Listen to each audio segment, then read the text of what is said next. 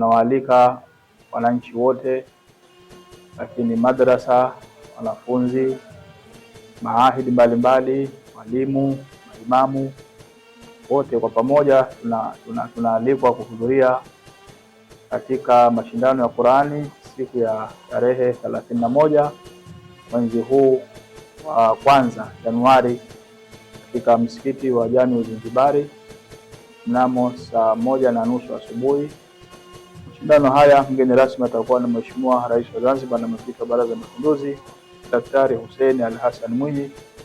Timu wananchi wote tuweze kushiriki kwa pamoja katika kusikiliza maneno ya Mwenyezi Mungu na kuona vipaji vya watoto wetu ambao wamehifadhi maneno haya ya Mwenyezi Mungu.